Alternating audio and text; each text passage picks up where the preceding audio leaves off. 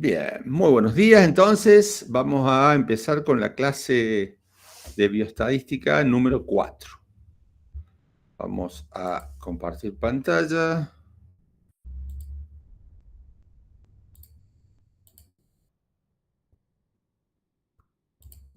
Y vamos a iniciar la presentación. Bueno.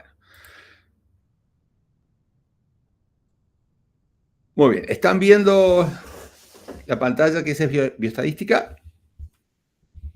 Sí, profe. Sí. Bueno, Sí, muchas gracias.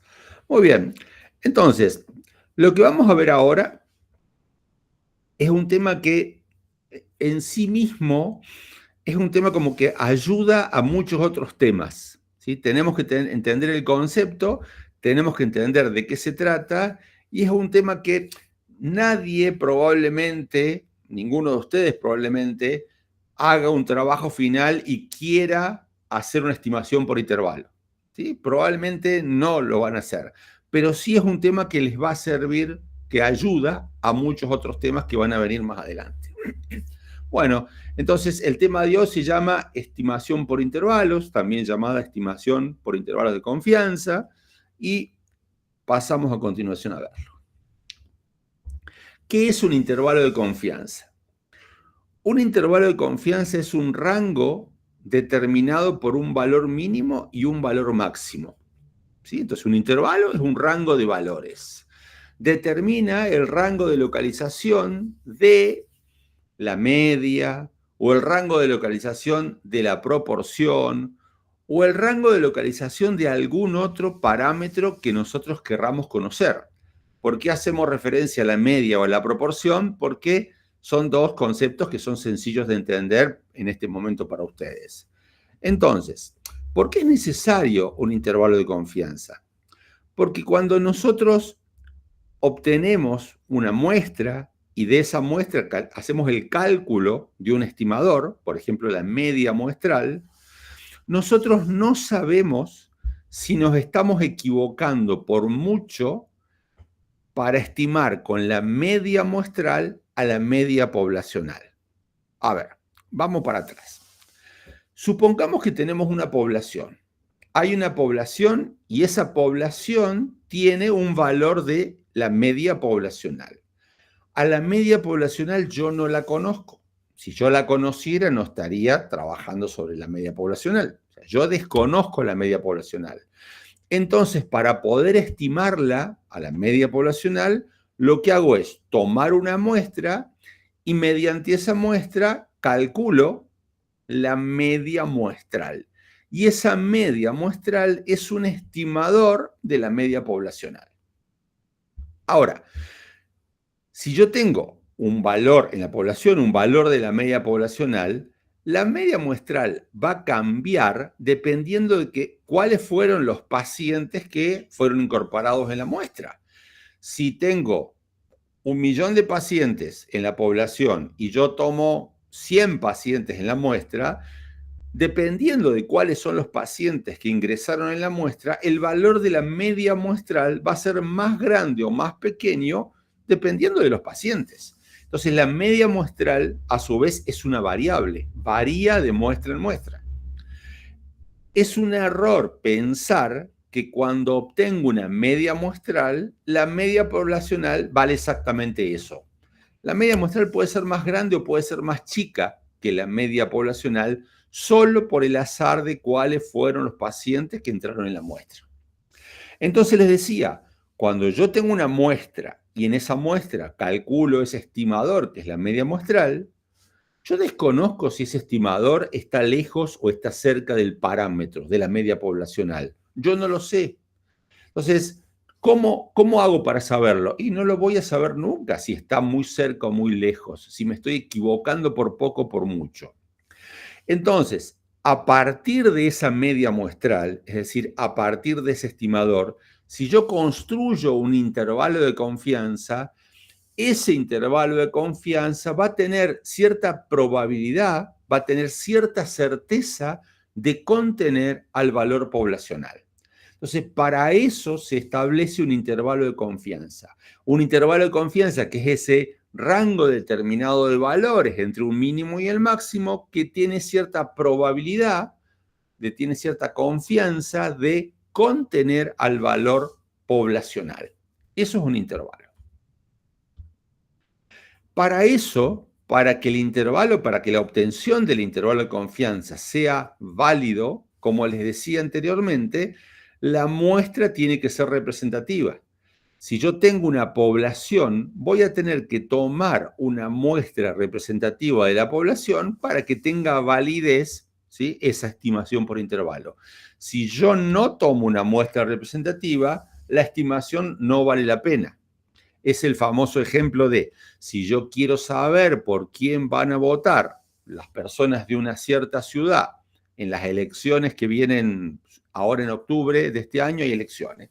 En una ciudad quiero saber por quién van a votar o cuál es la intención de votos en las elecciones de octubre del 2025. Bueno, yo puedo pensar que si me paro un sábado a las, ¿qué hora es ahora? A las 9:30 en la Plaza Central y le pregunto a muchas personas que pasan caminando por la Plaza Central a quién van a votar, yo puedo estar tentado a creer que esa muestra obtenida en la Plaza Central de una ciudad es una muestra representativa. Y la respuesta es no. Esa muestra obtenida de esa forma no va a ser representativa de la población. Va a representar la gente que un sábado a las 10 puede estar caminando por el centro, que no son todas las personas de la población. Entonces, lo primero es que la muestra sea representativa. Para su tranquilidad, el tema de la muestra y de la representatividad lo vamos a ver más adelante cuando tengamos más evidencia estadística, más certezas estadísticas para entender ciertas cosas, y vamos a ver el tema de muestreo más adelante. Entonces, cuando realizo un intervalo de confianza, hay algunos factores que influyen en el intervalo de confianza. A ver, ¿quiénes son los factores que influyen? ¿Qué influye en el intervalo de confianza? Primero es el tamaño de la muestra seleccionada. Es decir, si yo tengo una muestra y la muestra tiene un N, un tamaño pequeño, el intervalo de confianza va a tener que ser más amplio. Un N más pequeño me va a dar un intervalo más amplio, porque yo tengo menos certeza en mi muestra, es decir, tengo menos precisión en mi muestra. Entonces, para un intervalo de confianza va a ser un tamaño más grande. Segundo, ¿con qué nivel de confianza yo quiero hacer un intervalo de confianza? Bueno, si yo digo, bueno, yo no quiero tener ningún problema con la confianza, yo quiero hacer un intervalo de confianza del 100%. ¿Cómo haría para hacer un intervalo de confianza del 100%? Bueno, matemáticamente un intervalo de confianza del 100% abarcaría desde menos infinito hasta infinito. Eso matemáticamente es correcto, yo no tendría ningún tipo de error, pero no me sirve para la aplicación. Imagínense ustedes decir que el intervalo de confianza del índice de masa corporal en una población va desde menos infinito a infinito. Eso y decir nada es lo mismo, porque es un dato cierto, pero no es útil. Entonces, cuando pensamos en intervalos de confianza, tenemos que pensar en intervalos de confianza que no son del 100%. Lo común suele ser tomar intervalos de confianza del 95%, del 90%, del 99%. Esos son valores bastante consensuados, aunque el más consensuado de todo, como ya sabemos, es el intervalo de confianza del 95%. Entonces, si yo tomo un intervalo de confianza del 95%, va a tener una amplitud, y si tomo un intervalo de confianza del 99%, va a ser más amplio todavía. Entonces, el nivel de confianza me va a dar amplitudes más grandes. El margen de error de nuestra estimación. Bien, esto está totalmente atado al nivel de confianza. El margen de error, que es ese error, ya lo vamos a ver a partir del próximo encuentro, porque se llama error alfa, ¿sí? Ustedes hoy nos quedamos con este concepto nomás, lo vamos a profundizar en el próximo encuentro. Entonces, el nivel de confianza, si es del 95%, el error alfa es del 5%, es el complemento. Entonces, nivel de confianza y margen de error son dos caras de la misma moneda. cuando aumento la confianza, disminuyo el error. Cuando aumento el error, disminuyo la confianza. Y por último, ¿de qué va a depender? Va a depender sobre qué estimador estoy trabajando. Yo quiero saber un intervalo de confianza para la media. Bueno, va a tener una forma ese intervalo. Quiero tener un intervalo de confianza para la varianza. Va a tener otra forma ese intervalo.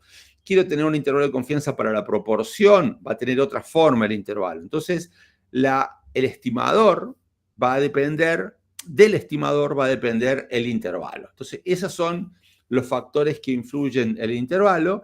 Y en un ratitito, en un segundo, ya les explico matemáticamente cómo se calcula, por las dudas si alguna vez lo tienen que hacer a mano. Bueno, vamos a ver dos ejemplos, y empezamos con un ejemplo que es el intervalo para la media poblacional. Supónganse, ustedes están trabajando con una variable que quieren conocer, toman una muestra de pacientes, toman los valores de esa variable en los pacientes, la que quieran. Por ejemplo, no sé, concentración de hemoglobina glicosilada. ¿Sí? Hemoglobina glicosilada. Perfecto. Estamos queriendo saber en este grupo de pacientes qué valor de hemoglobina glicosilada tienen. Muy bien. Entonces, cuando yo digo eso, estoy diciendo, bueno, este grupo de pacientes, una muestra, voy a tomar la media muestral de hemoglobina glicosilada, pero yo quiero saber en la población cuál es el valor de la media poblacional. ¿Conocemos la varianza poblacional? Y no, si no conozco la media poblacional, menos voy a conocer la varianza poblacional. Entonces lo que voy a hacer es un intervalo de confianza para la media poblacional con la varianza poblacional desconocida. El parámetro, el valor en la población que yo quiero estimar, es la media poblacional. Recuerden que mu era la letra que le colocamos, la letra griega que le colocamos al parámetro media poblacional. Y el estimador es esa misma fórmula, pero en la muestra. Entonces, si la variable es una X, la media muestral es una X barrita. Habíamos dicho que la varianza poblacional es desconocida, y entonces para relacionar esto que tenemos acá, que es mu, que es la media muestral, X barra, y la varianza poblacional, necesitamos una fórmula, un estadístico, que es la manera en que se relaciona el estimador con el parámetro. Bueno, para eso hubo un autor que se llamó Gosset, que inventó este estadístico que se llama T. Normalmente es conocido como T de student, ¿sí? Ese estadístico, esa formulita que se llama T, tiene esta forma que tenemos aquí. Bueno, el tema es, ¿para qué el profe le da esta formulita si el programa lo hace solo? Bueno, es muy sencillo, porque si ustedes tienen los datos crudos de cada uno de los pacientes, lo van a hacer directamente en el soft. Pero si alguien le dice, mira, yo tengo la media y el desvío, ustedes pueden calcular esta formulita y ahora vamos a ver cómo se va a hacer. No se mareen con esto, no me interesa que ustedes lo sepan a esto, simplemente fíjense que teniendo una confianza de un cierto valor, se despeja un intervalo, y eso queda. Esta parte es una parte, esta parte es otra parte, queda de esta forma. Es un despeje matemático, simplemente se hace ese despeje. Esas dos cosas que yo rodeé es lo que vamos a ver aquí. Lo que yo rodeé es, miren lo que va a hacer el programa. Para obtener un intervalo con un límite inferior y un límite superior, con una probabilidad determinada, entonces a la media muestral se le va a restar un valor t multiplicado por el desvío sobre la raíz de n. Y a la media muestral se le va a sumar ese mismo valor t multiplicado por el desvío sobre la raíz de n. Es decir, a la media muestral se le suma y se le resta, como dijo un profe mío, un cachito. Es decir, a la media muestral se le suma y se le resta un cachito. Ese cachito, ¿por qué está formado? por un cierto nivel de confianza que me la da el T, por el desvío y por el N. Entonces, ¿qué se quiere mostrar con esto? Lo que se quiere mostrar es que la manera en que vamos a calcular un intervalo de confianza es a partir del estimador, que va a quedar en el medio el estimador, pero porque a partir del estimador le sumo y le resto algo. Entonces voy a tener un límite inferior y un límite superior, y lo que yo voy a decir es, supónganse, vemos hemoglobina glicosilada como ejemplo. Yo tomo los valores de hemoglobina glicosilada en los pacientes, N cantidad de pacientes, y me da un promedio, una media muestral de 5,4. ¿Sí? 5,4 es el valor de hemoglobina glicosilada. A ese 5,4 le sumo y le resto algo, ese algo va a estar dado por el valor T, el desvío, el N, etc. Y me va a dar un límite inferior y un límite superior. Voy a inventar, supónganse que hago la estimación por intervalo y me da de 5,2 a 5,6. Límite inferior 5,2, límite superior 5,6. ¿Qué quiere decir eso? Que tengo una confianza del 95%, que ese intervalo entre 5,2 y 5,6 contenga al valor poblacional de la hemoglobina glicosilada en los pacientes. De esa forma, yo obtengo no solamente una estimación puntual, un valor puntual que es el 5,4, sino que también tengo un intervalo que tiene probabilidad de contenerlo, ¿sí? Normalmente cuando uno hace una publicación científica, siempre tiene que colocar un estimador de la posición y un estimador de la dispersión. Más de una vez se coloca como estimador de la dispersión el desvío estándar, ¿sí? El desvío estándar, o si no, más de una vez se ponen los intervalos de confianza. Van a haber publicaciones científicas que los autores ponen IC, que es intervalo de confianza, o límite inferior o límite superior. Y con eso se dan los valores de arriba y de abajo de un intervalo de confianza. Eso con respecto a cuando necesito hacer un intervalo de confianza para la media poblacional. Ahora, intervalo de confianza para la proporción poblacional. El parámetro a estimar es la P, que es la proporción poblacional. El estimador, lo que yo tengo en la muestra, es una P minúscula, que es la proporción muestral. Y hay algo particular que es, cuando yo tengo una variable cualitativa que tiene dos categorías, que tiene un sí o no, la varianza está definida con esta formulita. O sea, cuando uno tiene una variable cuantitativa, no tengo idea cuánto vale la varianza, pero cuando mi variable es cualitativa, la varianza está definida con esta formulita que está acá.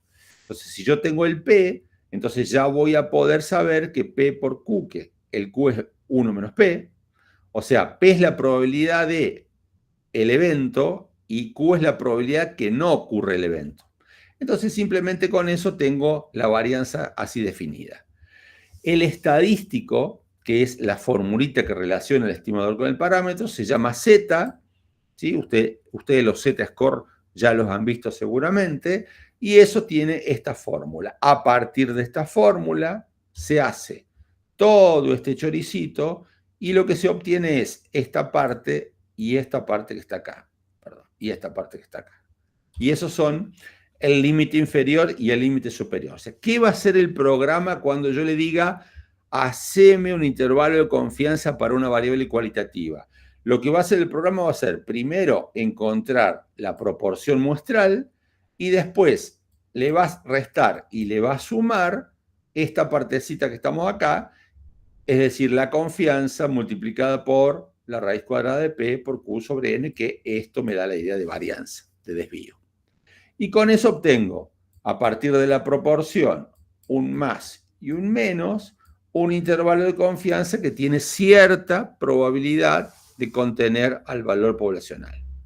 Por ejemplo, tengo un grupo de pacientes y ese grupo de pacientes son todos pacientes, supónganse, pacientes obesos, y con una calculadora me fijo cuál es el riesgo cardiológico de esos pacientes, si tienen alto riesgo o bajo riesgo. Entonces, tengo N cantidad de pacientes y la variable respuesta es si es alto riesgo o bajo riesgo. ¿Sí? Es decir, riesgo con alto o bajo. A mí me interesa la probabilidad de alto riesgo. Entonces, la P, la proporción, me va a dar cuál es la proporción de pacientes de alto riesgo. Supónganse un 40%, o sea, 0,4. Entonces, si P es 0,4, que esa es el 40% de esos pacientes que tienen alto riesgo, yo con esta formulita voy a tener un límite inferior y un límite superior que me va a decir que en la población la proporción de alto riesgo va de tanto hasta tanto. Supónganse de 0,39 a 0,41, supónganse. Entonces, fíjense que en muchas publicaciones están los intervalos de confianza. En muchas publicaciones son necesarias poner los intervalos de confianza para tener una idea de la variabilidad, cosa que si no pongo el intervalo, en una variable proporción no hay variabilidad. Si yo en la variable proporción le digo escribo en un trabajo, en su tesis o en una publicación, que la proporción es de 0,4, de esa forma solo estoy poniendo un estimador puntual, no estoy poniendo un intervalo. Entonces, cada vez más en las revistas exigen que cuando uno calcula proporciones o porcentajes, coloque el valor del estimador puntual, pero también coloque la estimación por intervalo. De nuevo, ¿por qué razón? Y esta fue la primera vez y la única que les estamos dando fórmulas. ¿Por qué le estamos dando fórmulas? Porque pasa muchas veces esto. No, estoy tratando de poner la goma.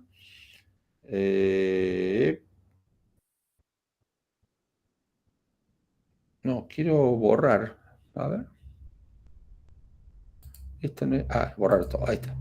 Fíjense, hace poquito un grupo de investigadores me trajeron tablas ya hechas. O sea, yo no tenía la tabla de cada uno de los pacientes uno por uno. Me trajeron tablas ya hechas, entonces tenían, por ejemplo, la presencia de un virus, que había, qué sé yo, 450 personas con el virus, sobre un total de 13.000 personas que se había muestreado. Listo, yo tenía esto solamente. Yo tenía 450 personas con el virus sobre 13.000. ¿Qué tuve que hacer? Lo que tuve que hacer es calcular la proporción. ¿La proporción cómo es? 450 digo 13.000. Y a partir de eso, con un cálculo muy sencillo, que es buscar una tablita esto, pude obtener el límite inferior y el límite superior sin haber tenido la base original. Entonces, muchas veces cuando uno quiere saber un intervalo de una publicación científica que no te da la base original, podés obtenerla a partir de esta formulita que le acabamos de poner en la clase. Bien, entonces ahora pasamos a la práctica con RMedic. ¿Vamos bien hasta ahora? ¿Se entendió? Sí, profe. Gracias, Santiago, el único amable. Chicas, digan Sí, que profe, entendieron. sí se entendió. Bueno, muchas gracias. Ahora lo que voy a hacer es buscar en el explorador, ya les comparto, buscamos en el explorador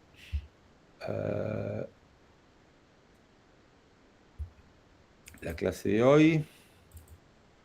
Ustedes son la especialidad de Nutri y estamos en bioestadística en la clase 4.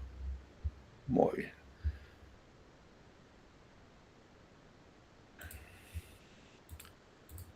Aquí estamos, compartiendo nuevamente. En la clase 4 tenemos un ejercicio que es el siguiente. Dice, a 30 pacientes se le registró la cantidad mínima requerida para que un anestésico surta efecto en una intervención quirúrgica y fue registrada en una tabla. Obtener un intervalo de confianza para la media al 95%, suponiendo que la muestra fue extraída mediante un muestreo aleatorio sobre una población normal. ¿Sí? Entonces esas son las condiciones que tiene que tener esto para que se pueda cumplir.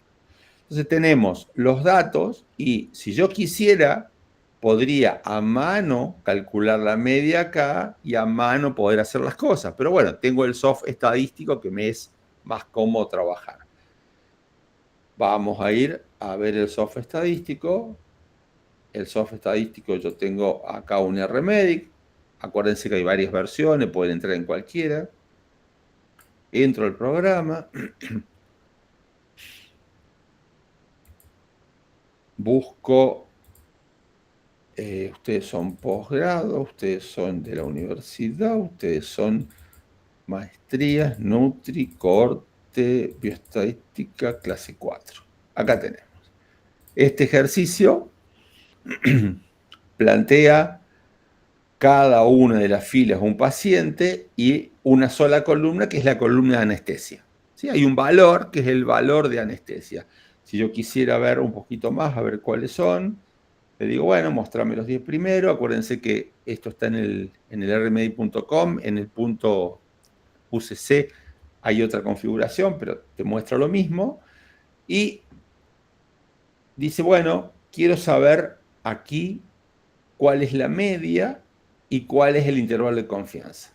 Muy bien, vamos a ir a, bueno, si necesitáramos hacer un control, como explicamos antes, iríamos primero a la solapa control.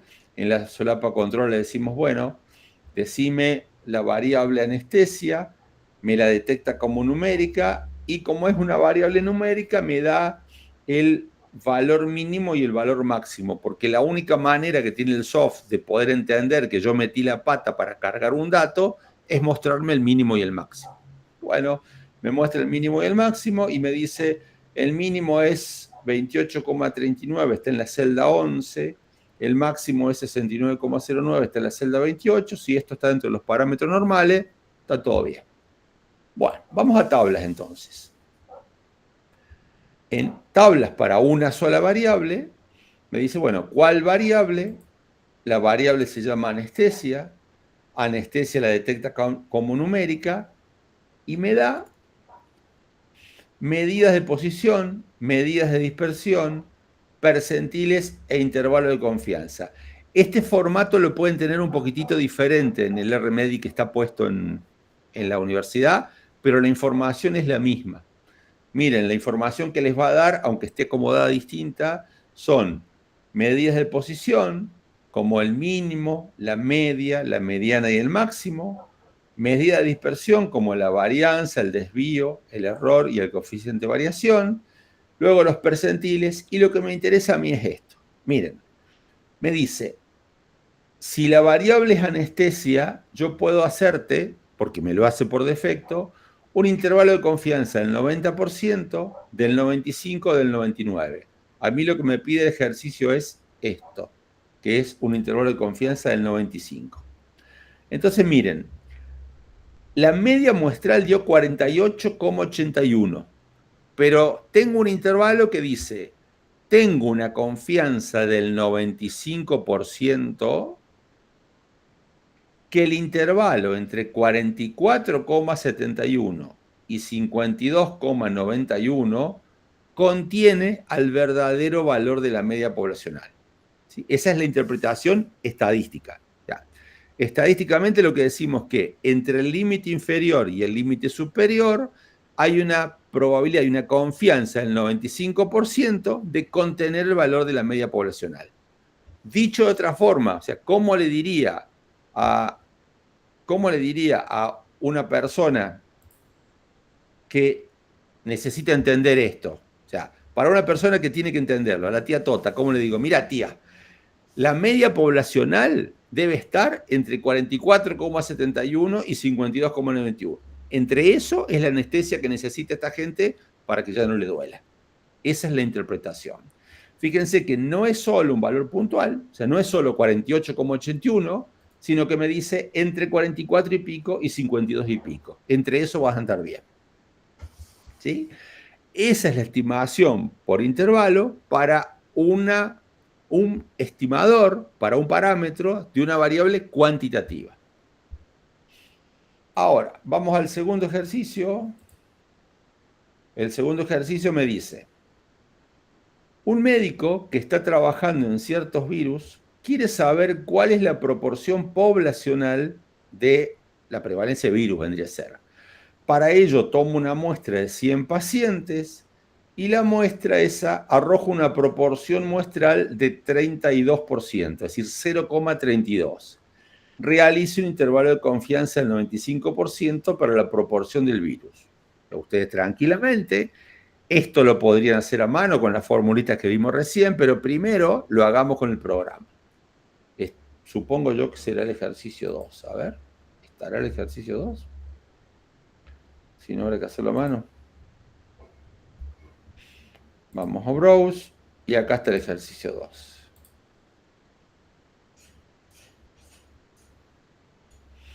Fíjense que tenemos, si yo le pongo 10 registros, tenemos cada uno de los casos un paciente y la columna tiene un sí y supongo yo que tendrá un no también. O sea, tiene columna para sí, columna para no. Muy bien. Entonces, esta columna que se le pone sí o no, sería lo mismo ponerle 1 y 0. Pero si le pongo 1 y 0, yo después tengo que decirle al programa que aunque tenga un número, que la variable es cualitativa. Bueno, vamos a tablas acá. Si voy a tabla y le digo, trabaja con una sola variable, con esa sola variable quiero saber virus. Virus me dice es categórica. ¿Estás de acuerdo? Sí, estoy de acuerdo. Bueno, aquí tiene una parte didáctica. Esta primera tablita que tenemos acá es una tablita didáctica. Me dice, tengo virus no y virus sí. Tengo 68 pacientes con virus no, 32 pacientes con virus sí, de un total de 100. Eso implica 68 sobre 100 y 32 sobre 100. Eso es 0,68, 0,32, que es la proporción, llevado a porcentaje es 68% y 32%.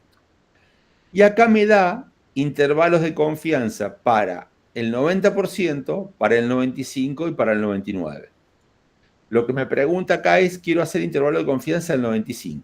Entonces, miren, la prevalencia de virus era del 32%, pero me dice, con ese N que vos tenés, podés estimar que la prevalencia poblacional va entre 23% y 41%. Ese es el intervalo de confianza. ¿Por qué es importante explicar esto? Porque cuando uno obtiene estimadores, ¿sí? Cuando uno tiene un estimador, por ejemplo, la prevalencia muestral, uno está tentado a creer que ese es el valor poblacional. O sea, si yo obtengo un valor que es el 32% de mi muestra tiene la patología o tiene la presencia del virus o tiene el sí de lo que yo esté estudiando, estoy tentado a decir, bueno, si el 32% tiene el sí en la muestra, en la población también pasa lo mismo. Y no es así. En la población no va a necesariamente pasar lo mismo porque acuérdense que la muestra dependió de quiénes fueron las unidades que entraron en la muestra, quiénes fueron los pacientes. Entonces, con un N de 100, yo tengo un intervalo de confianza que va del 23 a 41. ¿De qué va a depender este intervalo de confianza? Dijimos de varias cosas. Y una de ellas es el N, el número total de unidades de la muestra. Si yo tengo mayor cantidad de pacientes, el intervalo, que acá tengo del 23 al 41, va a tener cada vez menos amplitud. A mayor N, cada vez se va a hacer más preciso el intervalo y va a tener menos y menos amplitud. Así como tenemos intervalos de confianza para una media poblacional, como vimos en el primer ejercicio, o intervalos de confianza para la proporción poblacional, como vimos en el segundo ejercicio, en esta clase no podemos hacer más otra cosa que esos dos intervalos porque son de los estimadores que ya conocíamos antes. Pero a medida que vayamos avanzando en los análisis estadísticos, vamos a encontrar nuevos estimadores que va a permitir hacer nuevos intervalos de confianza. Entonces, no sé si alguno sabe, conoce, lo que es una regresión lineal. Una regresión lineal, si no saben, tiene una pendiente y podemos hacer un intervalo de confianza para la pendiente. No sé si alguno conoce una prueba chi cuadrado de independencia. La prueba chi cuadrado obtiene odds ratio y riesgo relativo, que son dos conceptos que vamos a ver más adelante, y también para odds ratio y para riesgo relativo hay intervalos de confianza. Es decir, el concepto de intervalo de confianza va más allá que solo para una media o una proporción, que es lo que vimos ahora. Es un concepto que uno tiene que entender que va a estar presente a lo largo de toda la materia y va a estar presente en cada trabajo científico que ustedes hagan. Ese es el concepto general de intervalo de confianza. ¿Qué tal?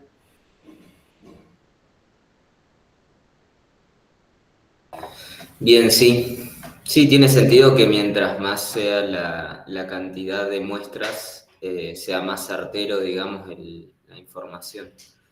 Entonces, A ver. no hay tanta, bueno, tanto desvío. Exactamente, no hay tanta dispersión. Lo vamos a hacer al revés ahora. Lo voy a pensar al revés. ¿Sí? Miren esto. Imagínense, yo no sé cuántos estudiantes tiene la Universidad Católica en este momento.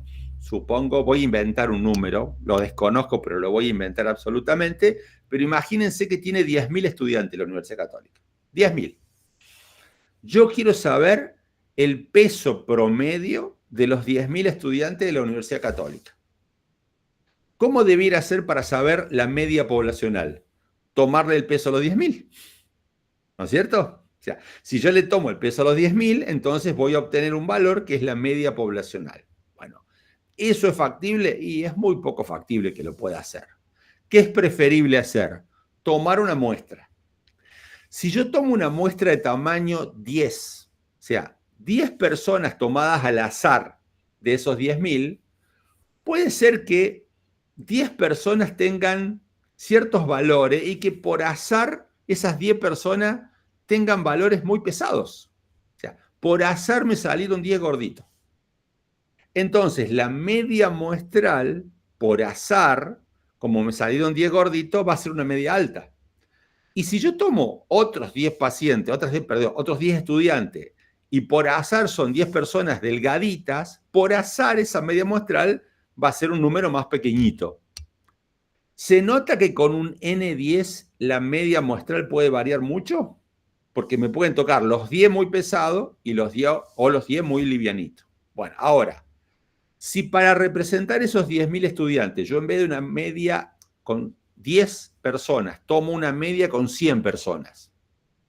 La muestra va a tener 100 personas. Bien, si tiene 100 personas la muestra, es muy raro que los 100 sean gorditos o muy raro que los 100 sean muy delgaditos. O sea, la media muestral va a variar menos porque el N fue más grande. Si yo en vez de 100 en la muestra obtengo una muestra de 1.000 personas, bien, es muy raro que los 1.000 sean muy gordos y muy raro que los 1.000 sean muy delgados. O sea, la media muestral cada vez va a variar menos a medida que yo aumento el N. Si yo tomara una muestra de 9.999 personas, imagínense cuál podría ser la diferencia que hay de una muestra de 9.999 con respecto al valor poblacional de 10.000. La diferencia sería, pero minúscula, porque una sola persona quedó fuera de la muestra.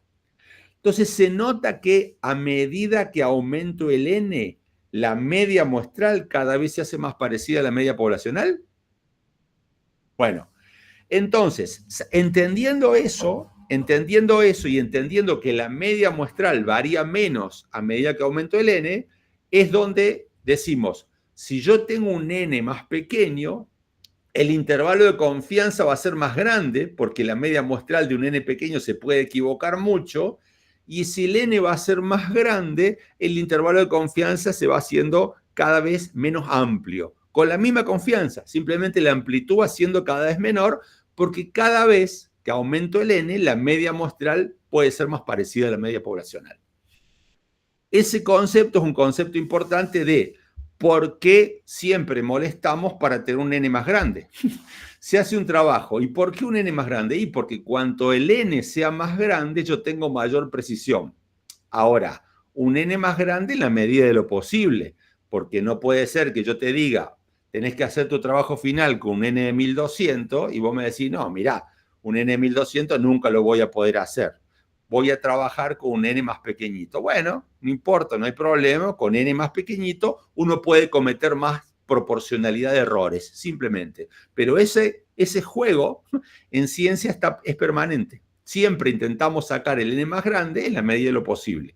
Tenemos más precisión, nos equivocamos menos, pero tenemos que poder hacerlo, porque si no, tenemos que irnos y manejar un taxi, ya que no podemos encontrar un n. ¿Sí? Muy bien. Entonces, ¿vieron qué cortito el tema de hoy? Fue denso, pero cortito. En el aula virtual tenemos los ejercicios, háganlos, es automático. Hay un listado, a Analia le encanta esto, así que hizo un listado con las formulitas. Con las fórmulas, hay un Word con las formulitas que ustedes los pueden observar. Está la guía de práctico. Y es un tema que es muy sencillito de hacer, ¿sí? Pero es más conceptual, es para poder entenderlo bien, porque acuérdense, esta es la unión entre probabilidad y descriptiva. Cuando vimos descriptiva vimos media, cuando vimos descriptiva vimos proporción, la clase pasada vieron probabilidad y hoy es la unión entre probabilidad y descriptiva. Como no me gusta traicionar y el que avisa no traiciona, la próxima clase probablemente tengamos el tema más pesado de toda la materia. O sea, el tema más denso de toda la materia va a ser la próxima clase, que va a unir conceptos de esto en lo que se llama prueba de hipótesis. Es un tema pesadito, bien pesadito, pero hay que tener en claro el concepto de hoy para poder entenderlo en el próximo encuentro. Así que el temita de hoy ha sido un temito corto y no vale la pena dar otro tema, más vale hagan los ejercicios y se va a consolidar esto. ¿Alguna duda, alguna pregunta? No sé dónde están ustedes, yo acá tengo un día precioso, hizo frío, pero ahora está hermoso, así que pueden salir a hacer las compras a la feria si quieren. Hoy salen temprano. Bueno, antes de seguir diciendo esta tontería, voy a parar la grabación. Profe, creo que entra en duda lo que uno pensa.